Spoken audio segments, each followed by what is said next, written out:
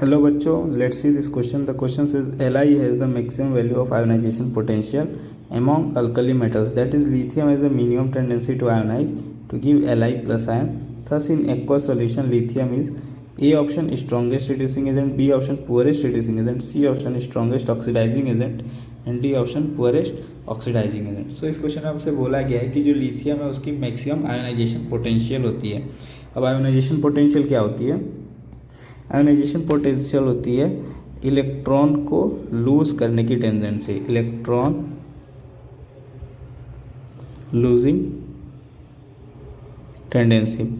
यानी कि अगर इसकी आयोनाइजेशन पोटेंशियल बहुत ज़्यादा है, यानी कि इसे बहुत ज़्यादा एनर्जी लगती होगी इलेक्ट्रॉन को लूज करने की. That is lithium has the minimum tendency to ionise to give Li+. जब कोई भी इलेक्ट्रॉन एटम एक इलेक्ट्रॉन लूज करता है तो उस पर 1 पॉजिटिव चार्ज आता है. अब अगर इसकी बहुत ज़्यादा हाई मैक्सिमम वैल्यू है आयोनाइजेशन पोटेंशियल की, यानी कि ये Li+ नहीं बनना चाहता होगा, तो यानी कि इसकी बनने की टेंडेंसी बहुत कम है. थस इन एक्वा सॉल्यूशन, जिसकी वजह से एक्वा सॉल्यूशन में लिथियम कैसे एक्ट करेगा. तो चलिए इस क्वेश्चन को सॉल्व करते हैं. तो इस क्वेश्चन का जो की कॉन्सेप्ट है वो ये है, आयोनाइजेशन एनर्जी इन जनरल. हम पहले बात करेंगे इन जनरल. इन जनरल का मतलब क्या हुआ? Not in aqueous solution. In general जो आयोनाइजेशन एनर्जी होती है वो नीचे जाने के साथ साथ कम होती जाती है. नीचे यानी ionisation energy down the group decreases. इसका क्या मतलब हुआ कि जैसे जैसे हम नीचे, जैसे लिथियम के बाद सोडियम, उस हिसाब से आयोनाइजेशन एनर्जी कम होने लगती है. Down the group ionisation energy decreases, तो उनकी आयोनाइजेशन एनर्जी जो होगी वो डिक्रीज होने लगेगी और वो इलेक्ट्रॉन जल्दी से लूज कर देंगे और अपने 1+ स्टेट में आ जाएंगे.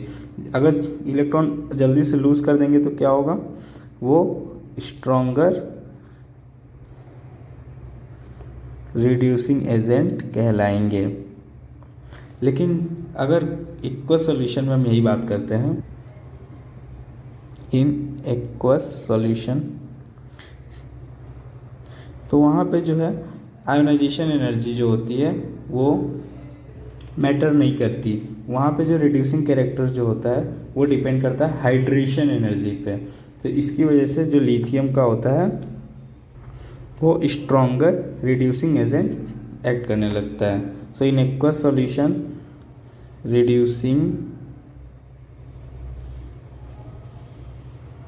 नेचर